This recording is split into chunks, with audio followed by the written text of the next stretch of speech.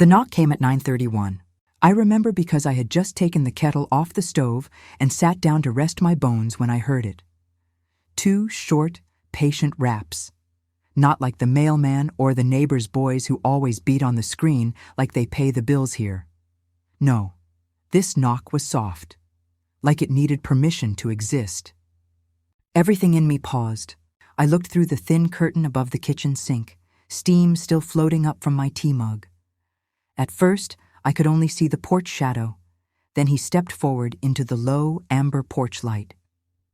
It was him. After 20 years, it was really him. I didn't move, I just stared. In that moment, time didn't exactly rewind, it cracked. Like something old and buried was about to start breathing again.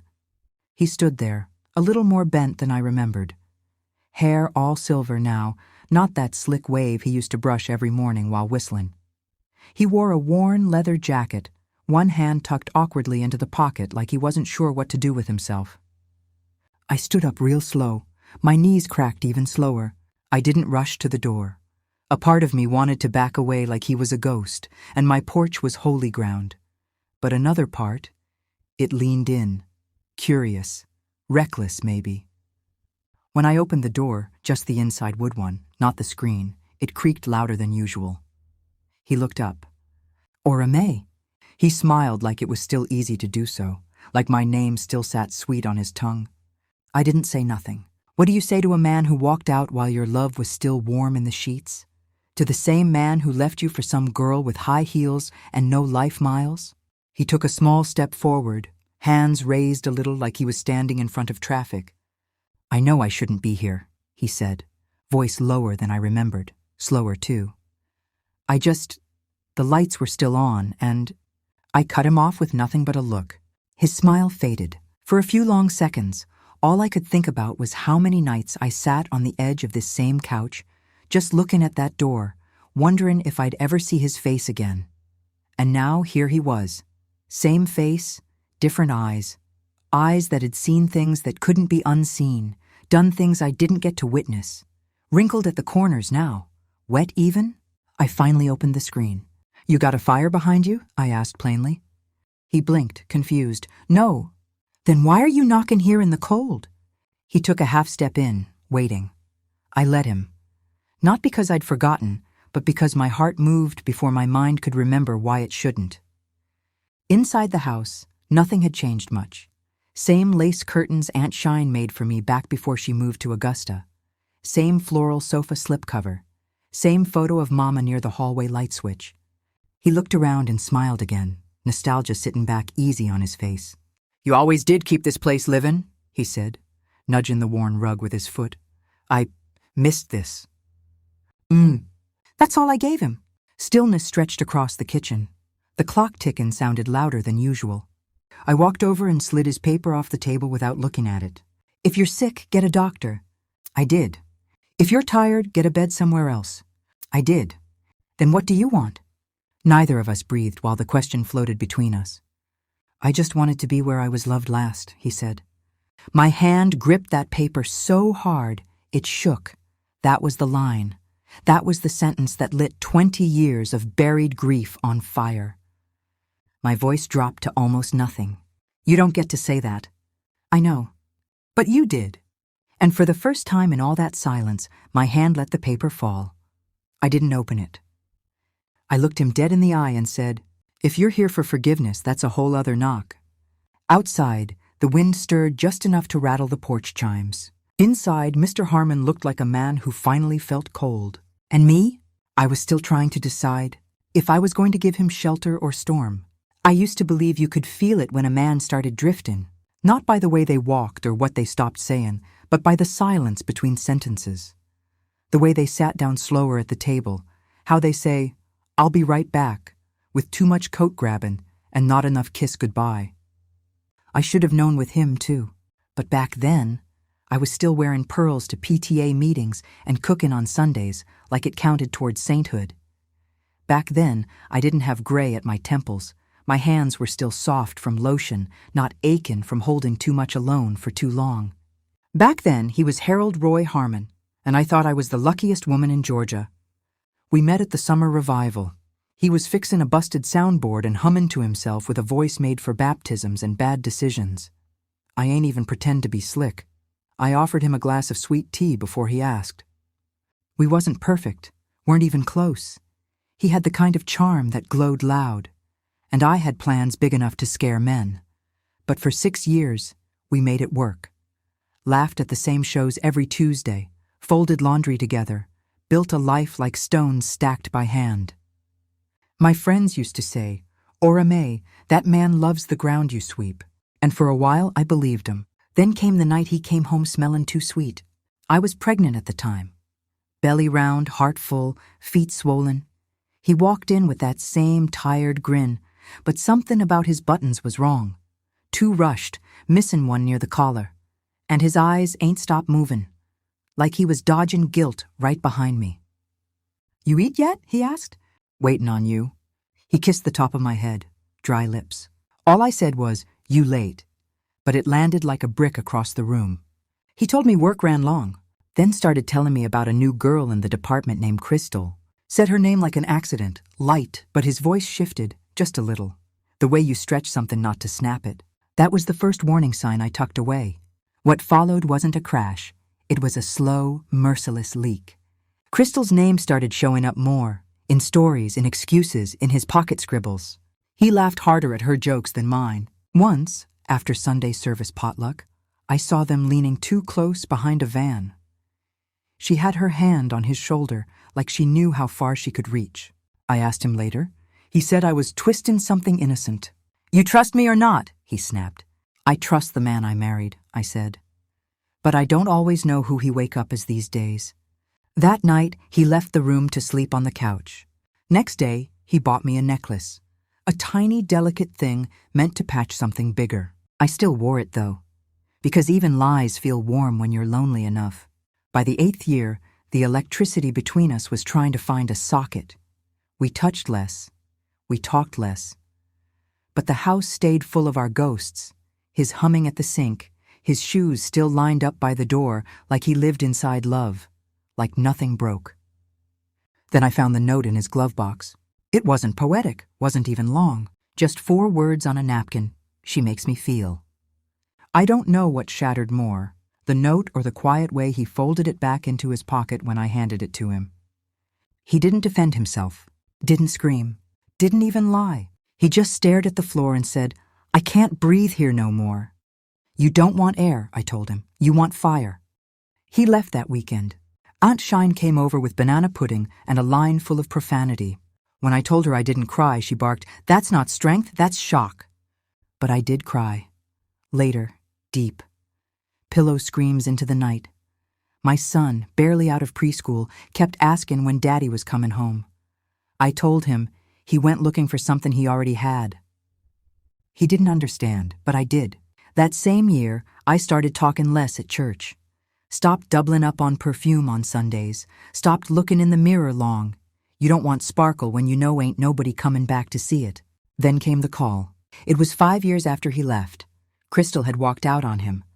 Took his savings, skipped his birthday, told him nothing golden stays. He didn't tell me all that. Shine did. Said she heard it from someone at the barber shop.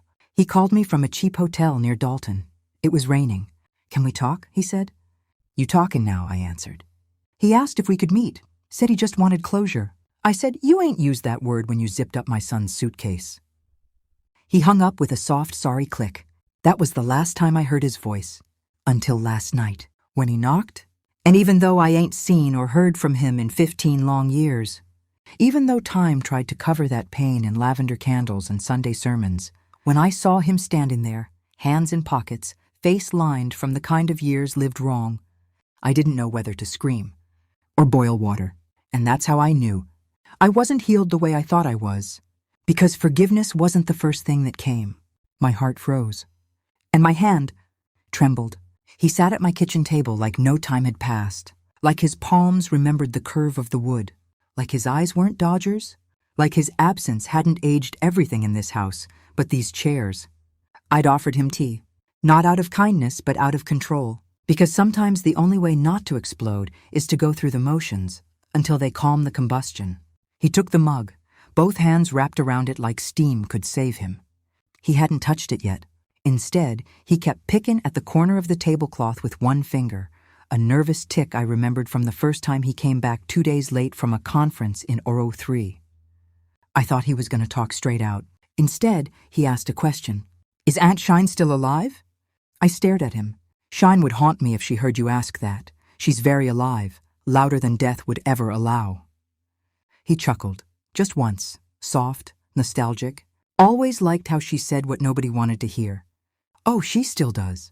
But she doesn't waste her breath on folks who didn't listen the first time. That shut him quiet. The tea sat untouched. The tension brewed hotter. Finally, he cleared his throat like something real was finally crawling up his neck. I didn't just show up to talk, Ora. I didn't flinch. My spoon kept making slow circles in my cup. He watched the movement like it was buying him time. I came here because I don't got anywhere else. You ain't got family? No. Not even hers? They ain't mine. I tilted my head. He looked up then, held eye contact like it mattered. I'm sick. Silence.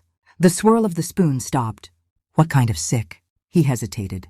Liver failure. I let that sit heavy. In another timeline, I might have reached for his hand. In this one, I poured more sugar in my mug. How long? Doctor says 6 months average, maybe less. More silence. I didn't rush to react because some pain demands traffic lights, not green ones. He sipped for the first time. It's sweet, he said like it meant something. So was I. He winced, let out a sigh that landed between guilt and relief. I wasn't trying to drop this on you and get a blanket. That's not why I'm here. Then why? His voice cracked. Because I didn't want to die a stranger to you. His words hit something in my ribs and bounced like pennies off a locked treasure chest. I looked at him real long this time. All these years, you could have done right. Could have written something. Shown up for your own son's service. Hell, you could have sent flowers. But you came now, when your body's breaking like your promises. You have every right. I'm not looking for permission to be angry.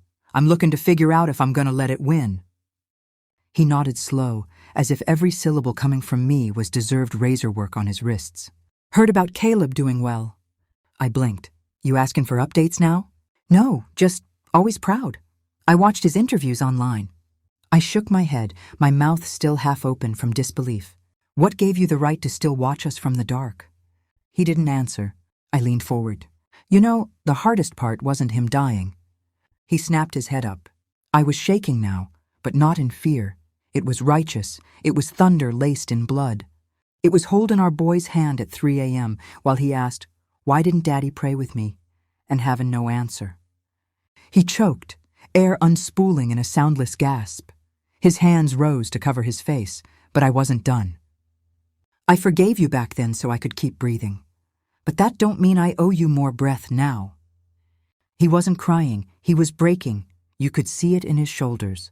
He whispered through it. I didn't know how to stay. You knew how to go. But every woman I touched after you felt like paper. That line held, reeked of regret.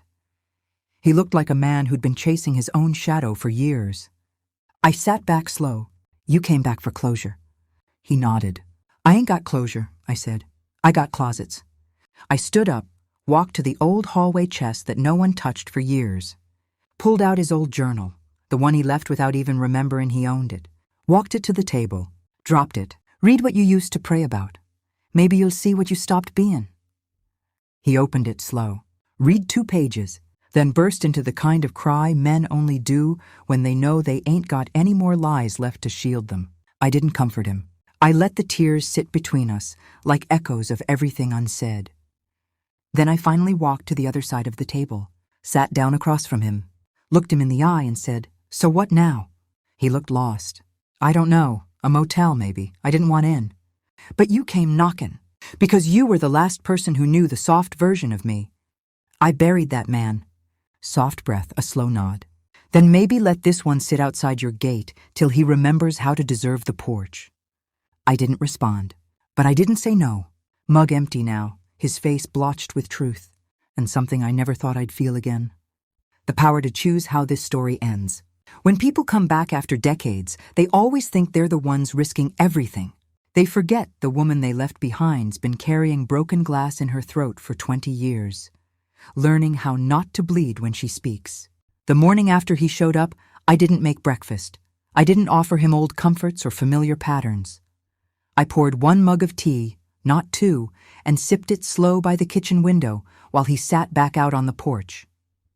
He liked it better there anyway. That's where he always escaped back then, with his excuses and his jazz records and his need for air. I figured he could breathe all the air he needed on the swing with that rusted chain. He never asked to come inside again. Around 10 a.m., I called Aunt Shine.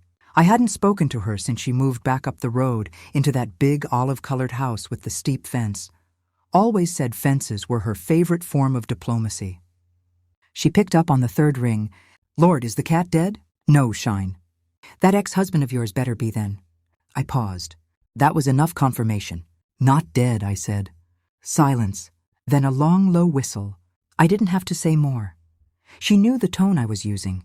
You don't outgrow a sister's instinct. "I'll be over in 15. True to her word, she pulled up in that oversized Lincoln, slammed the door with God's full authority, and marched up my porch like it still owed her an apology. She spotted him first, sitting quiet like a stray by the railing. She stopped at the first step, tilted her church hat back, and stared at him through blood-red sunglasses. "Well, don't this look like a history mistake?" He stood up, out of respect or fear, couldn't tell. "Hey, Shine. That's Miss Shine to you." He nodded, jaw tight. I opened the door. "I didn't call you to fight," I said. "You called me to remind you what you don't owe that man," she replied, walking right past him. Inside, she took 4 steps, stopped cold, turned back. "Also, I need coffee. Your tea too sweet for vengeance." We sat at the table in quiet. She scanned my face like she was decoding a riddle made of regret. "You slept?" "Better than I did in 03. Her mouth twitched. "That's good. What now?" "He says he's sick." She crossed her arms slow. "Cancer or cowardice?" "Liver failure." She nodded like she'd already suspected. "He asking to die inside your walls?" "He says he just wanted to be where he was loved last." Her posture stiffened. "Oh no, ma'am, that's poetry for parasites." I chuckled, but the sound cracked by the end. "It didn't feel like poetry," I said. "It felt like thunder without rain." She leaned forward.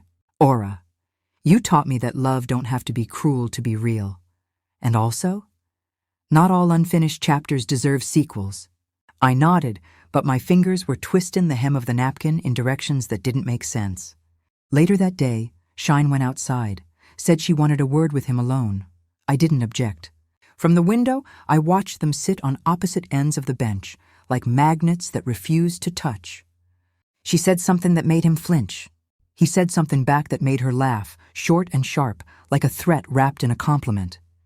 She walked back in shortly after and tossed a folded paper on the counter. "What's this?"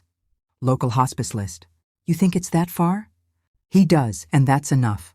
That night, I caught him holding the old porch swing like it was an anchor. The chain creaked with memory and dust. I sat beside him, didn't lean close. The swing was wide enough for space. "I called the clinic," I said.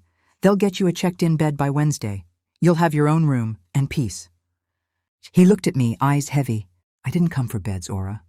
You didn't come with a plan either, and I don't run a salvation center. I just didn't want to be alone when the end came. You've had company all your life. Pain don't count as solitude." He nodded. "You asking me to forgive you?" I asked plainly. He didn't answer. That was answer enough. Over the next 2 days, he slept in Shine's rental unit across the street. It used to be a free storage room, but she cleaned it out once I told her everything. She even put sheets on the cot, told him not to bleed on them. He spent the week visiting, quietly, respectfully, never asked to stay long, never overstepped. But he would leave things behind. A winter photo of me and him at Lake Lanier, a cassette tape from our favorite radio show in '98, a letter folded edge soft from decades of carrion. I pretended not to notice half the time, but the gesture was louder than the apology. One afternoon I was watering the porch plants and he stepped up. I left something in that journal. I didn't say much, just nodded toward the table inside. It was still there, untouched. Same bookmark at Isaiah 43. He walked in slow, hat in hand, polite like a sinner glimpsing grace for the first time in decades. I stayed outside. The sun was lower now, not quite golden hour, but close enough to make the shadows prettier than they earned. He stayed inside 15 minutes. I heard one drawer close, Something gently shuffled, a soft exhale. When he came back out, he didn't say thanks. He just said, "You don't have to open it. I just needed to leave it somewhere that mattered." I nodded. He walked back to the rental, and when I picked up the journal after dark, there it was, a single photograph from a Polaroid I thought was destroyed. Us, laughing, covered in flour from the time we tried to bake that wedding cake ourselves. The note underneath, "This was the last time I knew peace. Keep it or burn it, but please, remember it." I closed the book, and for the first time in 20 years, I didn't feel angry. I just felt full, not joyful, not broken, just known. And that was a dangerous kind of healing. Mr. Harmon found rhythm in the silence. He stopped asking questions, stopped trying to fill the space between us with anything but presence. It was strange at first, watching him sit on the porch and not need the last word. No apology, no poetry, just 2 sugar cubes in tea and long silences broken only by the broom on the wood floor. He came over each morning at 7:12, never 7:10 or 7:15. "That's when the light hits the corner of your porch," he said one day. I didn't answer, but I started leaving the tea kettle a little closer to the edge of the stove. One afternoon, as summer dipped its toe into July, I laid down for a nap and woke up to him weeding the side garden, the one Caleb used to avoid like punishment. Sweat on his brow, sleeves rolled up. No matter how sick he looked, the man still believed in doing one more thing before he went. "You ain't gotta play house for my sake," I called out the window. He looked up, squinted in the sun, and said, "I ain't playin'. I just found pieces of myself out here." It was hard not to feel it sometimes, that old pull, the part of me that remembered being held in late evenings, laughing until dinner got cold. The way he used to trace his name in the condensation on my bathroom mirror, his fingers brushing the middle of my back without needing a reason. But I knew better than to trust ghost memories. They always show up soft, so they can slip into your bed before you realize it's a mistake. He never once tried to stay the night, and that told me more about his penance than any sermon could. On his final day, his ride to hospice came at noon. The driver showed up in a beige sedan, AC wobblin', looking like he'd seen too many people cry and too few people change. Harmon stood on the porch while I watched from the doorway, suitcase by his side, light coat over one arm. He stared out across the lawn without blinking. Nothing dramatic, no speech. He just said, "This time, I closed the door behind me." I nodded. I noticed. The driver didn't beep, just waited. He turned toward me one last time.